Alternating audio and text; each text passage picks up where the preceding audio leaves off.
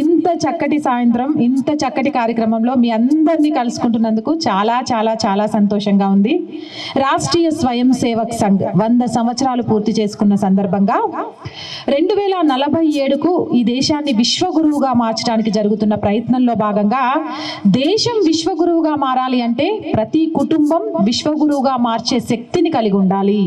ఆ శక్తిని కలిగి ఉండాలంటే ఎలాంటి మార్పులు రావాలి, ఏం చేయాలి అనే ఆలోచనతోటి ఒక 5 మార్పులను తీసుకురాగలిగితే, అంటే పంచ పరివర్తన జరగగలిగితే 2047 కల్లా ఈ భారతదేశాన్ని విశ్వగురువుగా మార్చడం ఆపడం ఎవరి వల్ల కూడా కాదు అనే ఒక సంకల్పాన్ని తీసుకొని మనందరి మధ్యలోకి తీసుకొచ్చారండి. ఈరోజు నా ఈ ప్రసంగంలో ఆ విషయాల్ని మీ ముందుంచుతాను. మొదటిది పర్యావరణం.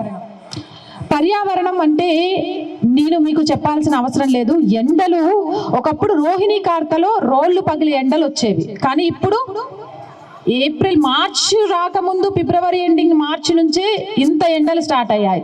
కారణం ఏంటనుకుంటున్నారు మీరు? కారణం ఏంటి? మనం ప్రకృతిని కాపాడుకోలేకపోవడం. పర్యావరణాన్ని రక్షించాల్సిన బాధ్యత మనందరి మీద ఉందండి. ఈ రోజు మనం చెట్లను పెంచుతున్నామా అంటే ఉన్న చెట్లను నరికేస్తున్నాం. అలాగే మనకు తెలియకుండానే కాలుష్యానికి మనం కారణమవుతున్నాం. మనకు తెలియకుండానే మన నీటిని వృధా చేస్తున్నాం. మనకు తెలియకుండానే మన ఆహారాన్ని వృధా చేస్తున్నాం. ఇవన్నీ మనకు తెలియదా అంటే మనకు తెలుసు, చాలా బాగా తెలుసు. కానీ ఏముందిలే, నేను ఒక్కదాన్ని వేస్ట్ చేసే నీళ్ళతోనే ఈ రోజు పక్కింటోళ్ళు ఈ దేశం బాగుపడుతుందా?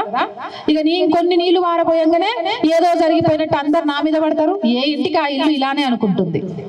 అది మీరు బియ్యం కడిగిన నీళ్లు, వాషింగ్ మిషన్ లో యూజ్ చేసిన నీళ్లు, లేదా వాటర్ ఫిల్టర్ ద్వారా ఈ రోజు ఎంత వాటర్ ని మనం వేస్ట్ చేస్తున్నాం తెలుసా?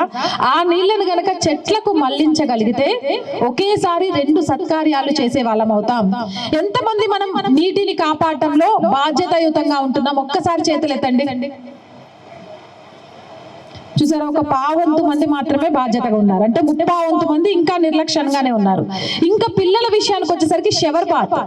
ఈ మధ్య కాలంలో షవర్ బాత్లు ఎక్కువైపోయినాయి.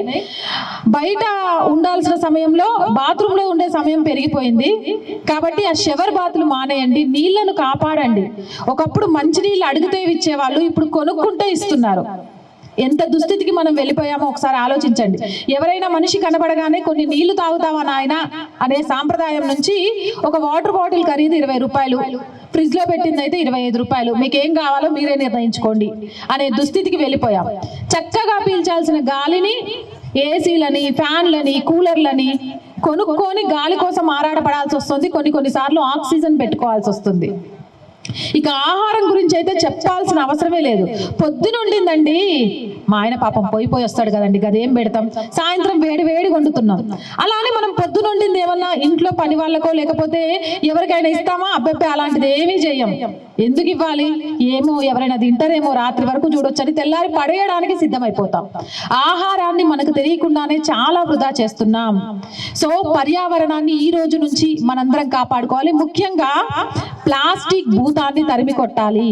అది చాలా పెద్ద భూతం అండి, మనకు తెలియకుండానే మన వెంట వస్తోంది. మనం వద్దనుకున్నా సరే బయటికి వెళ్ళినప్పుడు మనకు తెలియకుండా మళ్ళీ ఇంటికి తిరిగి వచ్చేలోపు 2-3 ప్లాస్టిక్ క్యారీ బ్యాగులు పట్టుకొని వస్తాం. అవునా కాదా? మనం దాన్ని వద్దు అని అనుకుంటాం. ప్లాస్టిక్ వల్ల మనకు జరిగే హాని ఏంటో మనకు తెలుసు, అయినా కూడా మనకు తెలియకుండానే వాటిని తీసుకొని వస్తాం. అండ్ పిల్లలకు కూడా plastic water bottles, plastic tiffin బాక్సులు, ప్లాస్టిక్ స్నాక్స్ బాక్సులు అని పెడుతున్నాం. కానీ మీకు తెలియకుండా మీ పిల్లలకి ప్లాస్టిక్ బాక్సులలో భోజనం పెట్టడం ద్వారా వారి ఆరోగ్యాన్ని మీరే దగ్గరుండి చెడగొడుతున్నారు.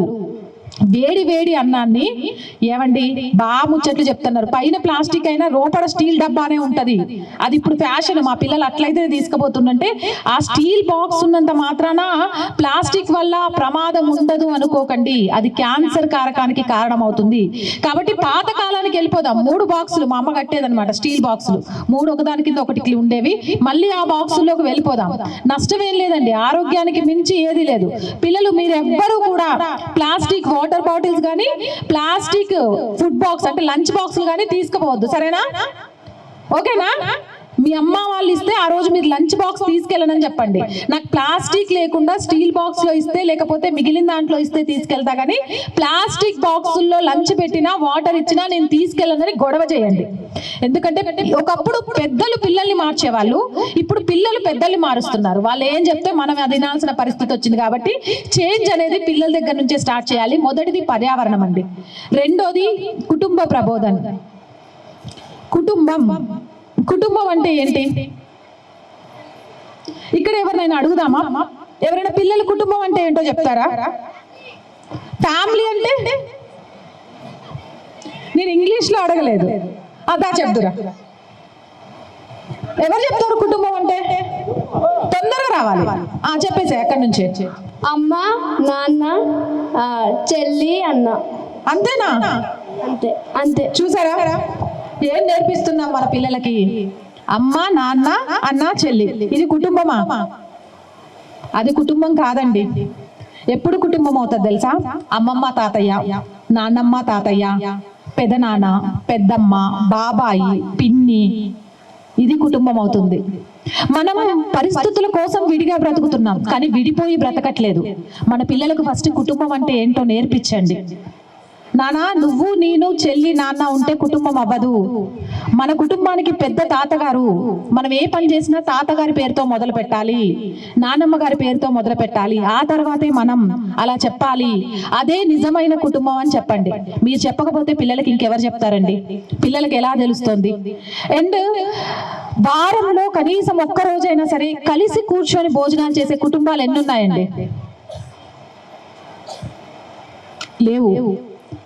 ఏం చేస్తున్నామండి? దేనికోసం మనం పరిగెడుతున్నాం? పైసానా? ఆ పైసా మనకి ఏమిస్తుంది? బ్రతకడానికి పైసలు కావాలి, కానీ పైసా కోసమే బ్రతకకండి. మీరు కుటుంబాలను కోల్పోయి, మీ బంధాలను కోల్పోయి, బాంధవ్యాలను కోల్పోయి ఒక మర మనుషులలాగా, ఒక డబ్బు తయారు చేసే మిషన్ లాగా తయారైపోతున్నారు. మరి మీ పిల్లలకు విలువలు ఎలా వస్తాయి? అబ్బా, మా పిల్లలు అస్సలు చెప్తే ఏంటండి, పొద్దున్న లేస్తే వాళ్ళు బెడ్రూమ్ లోనే ఉంటారు. ఎవరైనా వస్తే హాయ్ చెప్పడం, తర్వాత లోపల నుంచి బాయ్ చెప్పడం, ఇవి రెండే మా పిల్లలకు తెలుసండి అని చాలా గర్వంగా చెప్పుకునే తల్లిదండ్రులు ఉంటారు. అది గర్వంగా చెప్పుకోవాల్సిన విషయం కాదండి, చాలా బాధపడాల్సిన విషయం. అంటే మన పిల్లలకి ఇంటికి వచ్చిన పెద్దల్ని రెస్పెక్ట్ చేయాలి అనే విషయాన్ని కూడా మనం చెప్పలేకపోతున్నాం. అలాగే నమస్కారం చేయాలి అనే విషయాన్ని చెప్పలేకపోతున్నాం. ఈ మధ్య కాలంలో హాయ్, హలో, రెండు చేతులు జోడించి నమస్కారం చేయడానికి కూడా సిగ్గుపడే తరం వచ్చేసింది. అంటే మనం ఎక్కడికి వెళ్తున్నాం? మీరెంత సంపాదించినా మీ పిల్లలతో గడిపి ఒక్క క్షణం మీకు ఎంత సంతోషాన్ని ఇస్తుందో చూడండి. అందరూ కలిసి ఒక్క రోజు భోజనం చేస్తే ఆ తృప్తి ఎంత బాగుంటుందో చూడండి. ఈ మధ్య కాలంలో అందరూ కలిసి భోజనం చేయాలంటే ఎక్కడో తెలుసా? రెస్టారెంట్లలో. అవునా? ఇండ్లలో అందరూ కలిసి భోజనం చేయడం కంటే కూడా రెస్టారెంట్లలో అందరూ కలిసి భోజనం చేయడానికి కలుసుకునే రోజులు వచ్చేసాయి. కానీ రెస్టారెంట్ భోజనం పైస కోసం వాడు తయారు చేస్తాడండి, కానీ ఇంట్లో అమ్మ చేసే భోజనం ప్రేమతో చేస్తోంది. అమ్మ చేసే ప్రేమతో కలిగిన భోజనాన్ని ఒక్కరోజు సాయంత్రం అందరూ కూర్చొని తిని చూడండి. మీ మొబైల్ ఫోన్లు పక్కన పడేసి, మీ టీవీలు ఆఫ్ చేసేసి, మీలో మీరు మాట్లాడుకుంటూ భోజనం చేసి చూడండి. ఆ రోజు కడుపు నిండినంతగా, ఆ రోజు ఆరోగ్యాన్ని ఇచ్చినంతగా భోజనం మరి ఏది కూడా ఇవ్వదు. మనం మర మనుషులం కాదు, మనసున్న మనుషులం. ఒకసారి గుర్తు పెట్టుకోండి అందరూ. మనసున్న మనుషులు చచ్చిపోయి మర మనుషులు తయారవుతున్నారండి.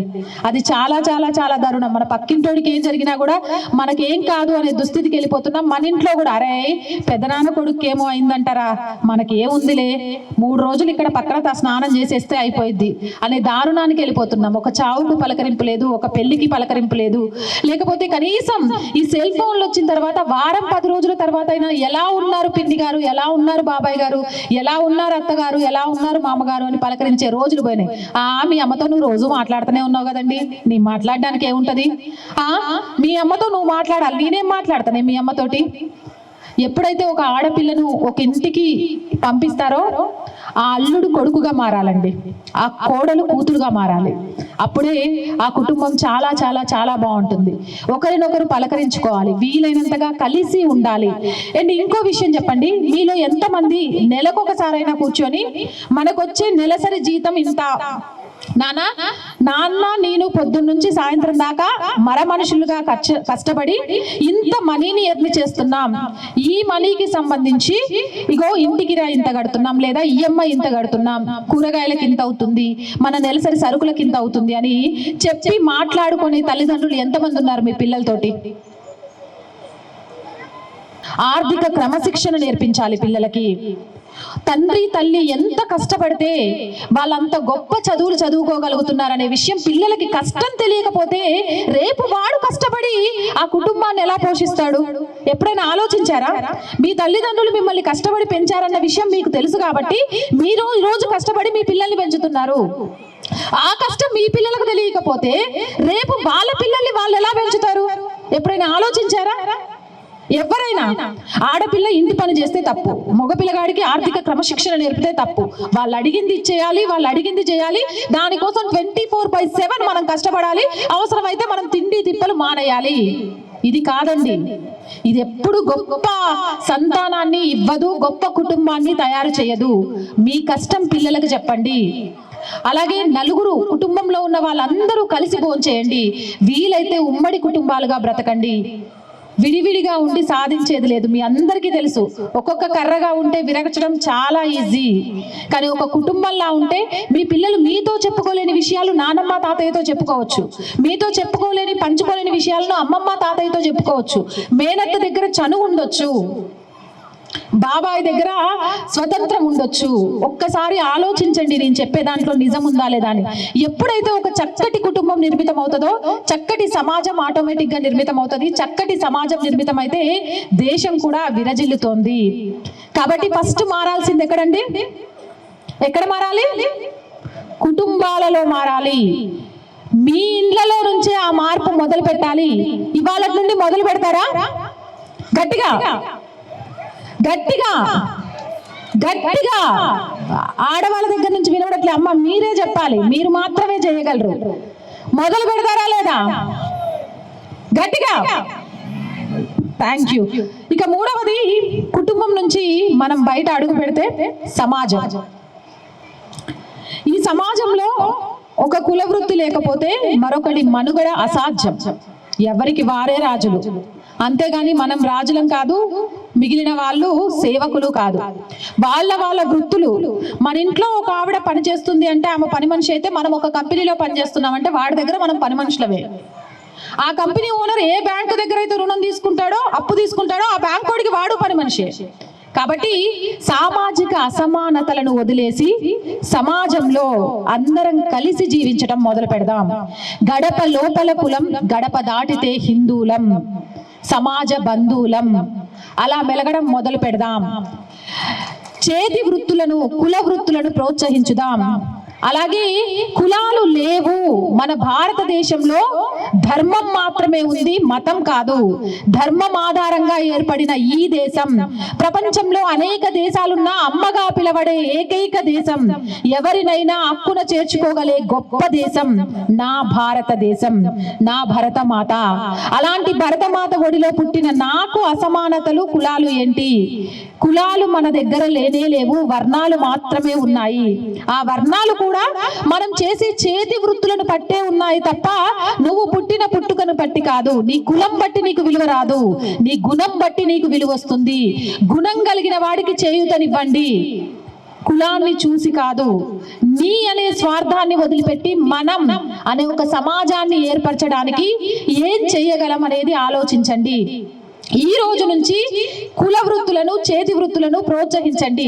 మంగళివాడి దగ్గరే షేవింగ్ చేయించుకోండి, కటికవాడి దగ్గరే మాంసం కొనండి, అలాగే కుమ్మరివాడి దగ్గరే కుండలు కొనండి. ఎవరైతే చేతి వృత్తులు చేస్తూ ఉంటారో వెతికి వెతికి చేతి వృత్తులు చేసే వాళ్ళను ప్రోత్సహిస్తూ వాళ్ళ దగ్గర మాత్రమే తీసుకుని, మేము కులానికి కాదు విలువిచ్చేది, గుణానికి మాత్రమే. నేనెవరు అంటే నేను రెడ్డిని, రాజును, కమ్మను, బ్రాహ్మణు అని చెప్పుకోవడం కాదు, నేను హిందువుని అని చెప్పుకోవడానికి మాత్రమే గర్వపడతాను అనే ఒక సమాజాన్ని ఏర్పరిచిన రోజు ఈ దేశాన్ని ఈజీగా విశ్వగురువుగా నిలబెట్టొచ్చు. ఇక నాలుగవది స్వదేశీ. స్వ అంటే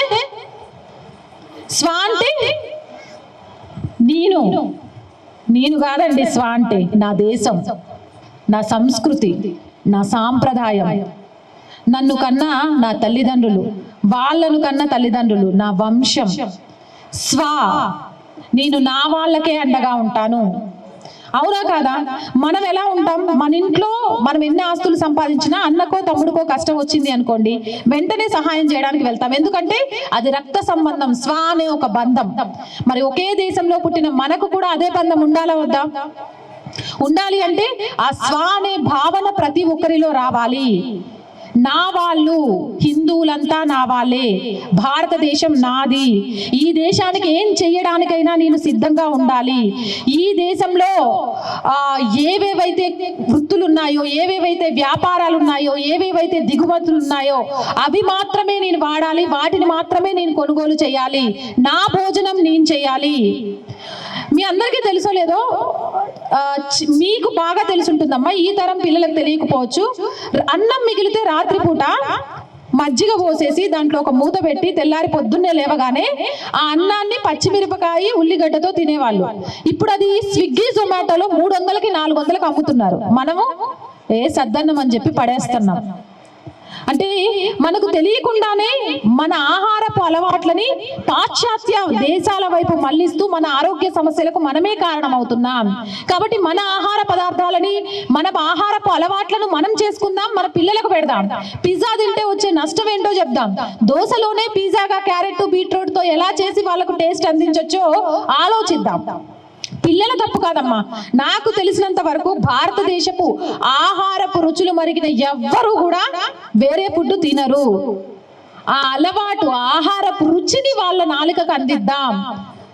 అలాగే చాలా వరకు కూడా జీన్స్లని లేకపోతే టీ షర్ట్స్ అని పిల్లలకు బాగా అలవాటు చేశారు. మోడ్రన్ డ్రెస్సెస్, చేతులకు గాజులు వేసుకుంటే ఓ పాతకాలం అమ్మాయి, నుదుటిన కుంకుమ పెట్టుకుంటే ఊరమ్మాయి, నెత్తిన పూలు పెట్టుకుంటే ఎర్రబస్ అమ్మాయి. ఇవి మనకు తెలియకుండానే మనం ఆడపిల్లలకు ఒక బిరుదులు ఇచ్చేసి వాటన్నిటి నుంచి దూరం చేసేసాం. కానీ కాళ్లకు పసుపు రాసుకోవడం శుక్రవారం లక్ష్మీదేవి కళ. గడపకు పసుపు రాయడం వల్ల కలిగే ప్రయోజనాలు ఏంటి? ఎందుకు రాస్తాం? ఆడపిల్ల పసుపు ఎందుకు రాసుకోవాలి? కుంకుమ ఎందుకు పెట్టుకోవాలి? ఈ రోజు అన్యమతాలకు సంబంధించిన వాళ్ళు వాళ్ళ మతాచారాలను పాటించడం వాళ్ళ ధర్మం అని ఎలా చెబుతున్నాయో, హైందవ ధర్మంలో కూడా మన మతాచారాలను పాటించడం మన సంస్కృతి, నా సంస్కృతిని కాపాడే నా ధర్మం అని ప్రతి ఒక్కరూ గుర్తు పెట్టుకోండి. ఆ సంస్కృతి సాంప్రదాయాలను కాపాడడానికి ఆడపిల్లల్ని సిద్ధం చేయండి. వారానికి ఒక్క రోజైనా సరే మన సంస్కృతి బట్టల్ని వేయించండి. అందరూ కలిసి కుటుంబంతో మీకు దగ్గరలో ఉన్న ఆలయానికి వెళ్ళండి. అలా వెళ్ళడం వల్ల మన సంస్కృతి ఏంటి, మన సాంప్రదాయం ఏంటి, మన కట్టు ఏంటి, మన బొట్టు ఏంటి అనేది పిల్లలకు తెలుస్తుంది. ఈ రోజు ఇక్కడ పైకి వచ్చి చిన్న చిన్న పిల్లలు లంగా జాకెట్లు వేసుకుంటే ఎంత ముద్దుగా కనిపించారు. ఇలా వారానికి ఒకసారైనా మన ఇంట్లో ఆడపిల్ల తిరుగుతుంటే ఒక లక్ష్మీ కళ కనిపిస్తుంది. అమ్మాయిలకే కాదండి, అబ్బాయిలకు కూడా. పంచగట్టుకోవడం రాని అబ్బాయిలు ఈ రోజుల్లో 100లో 99% ఉన్నారు. అవునా కాదా? ఎంతమందికి వచ్చు మీలో పంచగట్టుకోవడం? సగం చేతులు కాదు, పావంతు చేతులు కూడా పైకి రాలేదు. అంటే మన సంస్కృతిని మనం మొత్తం వదిలేసాం. ప్యాంటు, జీన్స్, టీ షర్టు, లేకపోతే ఇంకొకటి, అవి వేసుకోవద్దని చెప్పట్లే. ప్రతి చోటికి పంచగట్టుకొని మనం వెళ్ళలేము, కానీ పంచగట్టుకొని వెళ్ళాల్సిన ప్లేస్లకి ఖచ్చితంగా అలానే వెళ్దాం. వారానికి ఒకసారి కట్టుకుందాం. అరే లుంగీలు పోయి షార్ట్లు వచ్చేసినాయండి. ఎంత దారుణం అంటే అసలు మన సంస్కృతి మనది ఏవీ లేదు. ఏదైనా విదేశీ వాడి నుంచి మనం ఆపాదించుకున్నాం. ఈరోజు మన కట్టుబొట్టు కోసం వాళ్ళు ప్రయత్నం చేస్తుంటే వాళ్ళ సంస్కృతిని మనం తీసుకొచ్చుకొని విర్రవీగిపోతున్నాం. ఇదొద్దు. నా ఆహారం, నా సంస్కృతి, నా ధర్మం, నా హిందువులు, నా పద్ధతులు, నా అలవాట్లు, నా వాడు అనేది అలవాటు చేసుకుందాం. ఇక 5వది బాధ్యతలు. ఈ రోజుల్లో భారతదేశానికి బాధ్యతాయుతమైన పౌరుడిగా నేను బ్రతుకుతున్నాను అని వాళ్ళ చేతులు ఎత్తండి ఒక్కసారి. చూసారా, ఇది చెప్పడానికి కూడా కాన్ఫిడెన్స్ లేదు. ఈ దేశంలో పుట్టి నేను ఒక బాధ్యతాయుతమైన భారతీయుడిగా బ్రతుకుతున్నాను అని చెప్పండి అంటే కూడా చెప్పడానికి చెయ్యెత్తలేని పరిస్థితిలో మనం ఉన్నాము. అంటే ఎలా ఉన్నాము అనేది ఆలోచించండి. మన హక్కుల కోసమే కాదండి పోరాడాల్సింది, మన బాధ్యతల కోసం కూడా. ఓటు హక్కును 100కు 100% ఉపయోగించుకున్న వాళ్ళు ఎంతమంది అండి ఇక్కడ? దీంట్లో కూడా 100% రావట్లేదు. అంటే ఓటు వేయడానికి బద్దకించే వాళ్ళు కూడా ఉన్నారు. చూసారా, మనకు రాజకీయ నాయకుడు చెయ్యకపోతే వాడిని క్వశ్చన్ చేయడానికి ఈసారి ఇంకోసారి ఆడికి ఓటేయద్దు, అసలు ఈసారి వేస్తేగా ఇంకోసారి వేయ నీకు వేసినామా లేదా అనేది ఆలోచిస్తున్నామా? హెల్మెట్, బండి మీద వెళ్ళే ఇద్దరం హెల్మెట్ పెట్టుకునే వెళ్తామనే వాళ్ళు చేతులు ఎత్తండి. కనీసం 10 మంది లేరు. హెల్మెట్ అనేది దేశ రక్షణ కోసం కాదండి, మీ కుటుంబం కోసం, మీరు ఇంటికి క్షేమంగా తిరిగి వెళ్ళడం కోసం. కారులో కూర్చుంటే సీట్ బెల్ట్ పెట్టుకునే మేము ప్రయాణం చేస్తామనే వాళ్ళు ఎంతమంది? దీంట్లో కూడా 100% లేరు, 50%. అంటే మనం ఏ బాధ్యతలని ఒక బాధ్యతాయుతమైన పౌరుడిగా ప్రవర్తించట్లేదు. బాధ్యత లేని వాడికి ప్రశ్నించే హక్కు లేదు నా దృష్టిలో. మరి మీ బాధ్యత లేనితనం ఎవరినైనా ప్రశ్నించగలుగుతుందా? హెల్మెట్ పెట్టుకోవాలని ఒకరు చెప్పరు, సడన్ గా ఎవరికైనా తాకగానే సారీ చెప్పమని ఒకరు చెప్పరు. ఇది మనకు పుట్టుకతోనో మన ఇంట్లోనో నేర్పించుకుంటూ రావాలండి. హెల్మెట్ పెట్టుకొని వెళ్తే మీకే మంచిది, మళ్ళీ ఇంటికి క్షేమంగా వస్తారనే ఒక నమ్మకం, లేదా ఏదైనా పొరపాటున యాక్సిడెంట్ జరిగినా ప్రాణాలతో బ్రతికుంటారని. సీట్ బెల్ట్ పెట్టుకోని కారణంగా వేల సంఖ్యలో ప్రాణాలు పోతున్నాయి ఈ రోజుల్లో. మీలో ఎంతమందికి తెలుసు? తెలిసినా కూడా మనం అదే నిర్లక్ష్యమే. నేను పోయేది గల్లీ చివరి దాకే, గీడి నుంచి గీడికి సీట్ బెల్ట్ ఎందుకు, గీడి నుంచి గీడికి సీట్ బెల్ట్ పెట్టుకోకూడదు అని అంటే మనం కార్ స్టార్ట్ చేయగానే కుయ్యి కుయ్యి కుయ్యి అని ఎందుకు మోగుద్ది? అది గుర్తు చేసినా కూడా మనకు నిర్లక్ష్యం. ఇంకొంతమంది ఉంటారు తెలుసా, వెనక నుంచి తీసి పెడతారు ఆ సీటు బెల్ట్, మనం పెట్టుకోము, సీటుకు సీటు బెల్ట్ పెడతారు పాపం సీట్ ని కాపాడటం కోసం. అలాంటి వాళ్ళు కూడా బొచ్చడు మంది ఉన్నారు. ఒక బాధ్యతాయుతమైన పౌరుడిగా భారతదేశాన్ని విశ్వగురువుగా నిలబెట్టడానికి మనందరం పాటుపడాలండి. ఆ పాటుపడడానికి ప్రతి వ్యక్తిలో కూడా ఈ పంచ పరివర్తన అనే మార్పు రావాలి. అన్నిటికంటే నేను చెప్పడం మర్చిపోయిన మరొక అంశం, మన భాషను మర్చిపోకండి, మన భాషను వదిలేయకండి.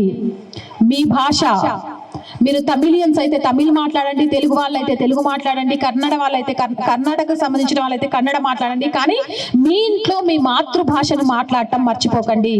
మాతృభాషను మర్చిపోయిన వాడు తల్లిని కూడా మర్చిపోతాడు. వృద్ధాశ్రమంలో తల్లిని ఉంచినా పెద్ద తేడా కనబడదు వాడికి.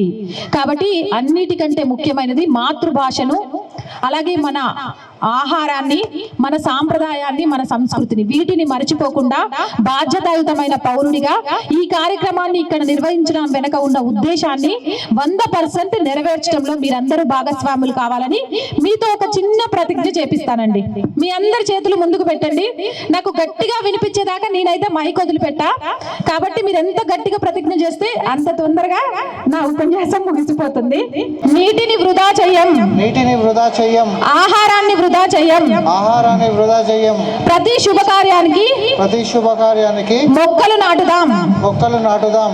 వేసవి సెలవుల్లో మా అమ్మా నాన్నలతో గడపడానికి, మా అమ్మా నాన్నలతో గడపడానికి, మా అమ్మమ్మ తాతయ్యలతో గడపడానికి, మా అమ్మమ్మ తాతయ్యలతో గడపడానికి మేము పుట్టిన ఊరెళ్తాం, మేము పుట్టిన ఊరెళ్తాం. మా సంస్కృతిని, మా సాంప్రదాయాన్ని కాపాడుకోవడంలో బాధ్యతాయుతంగా ఉంటాం. పిల్లలకు ఇంట్లో నుంచి బయటికి వెళ్ళేటప్పుడు బొట్టు పెట్టడం, దేవుడికి దండం పెట్టుకోవడం నేర్పిస్తాం. కట్టు బొట్టు భారతీయత కనిపించేలా ప్రవర్తిస్తాం. సమాజం లోపల కుల వివక్షత లేని హైందవ సమాజాన్ని నిర్మించడానికి పాటుపడతాం. స్వ అంటే నేను అనే స్వార్థాన్ని వీడి నా దేశం అనే ప్రేమతోటి ఈ దేశం కోసం ప్రాణం ఇవ్వడానికైనా సిద్ధంగా ఉంటాం. వందే మాతరం, వందే మాతరం, వందే మాతరం, వందే మాతరం, వందే మాతరం, వందే మాతరం. భారత్ మాతా కీ జై, భారత్ మాతా కీ జై, భారత్ మాతా కీ జై. జై శ్రీరామ్, జై శ్రీరామ్, జై శ్రీరామ్, జై శ్రీరామ్, జై శ్రీరామ్, జై శ్రీరామ్.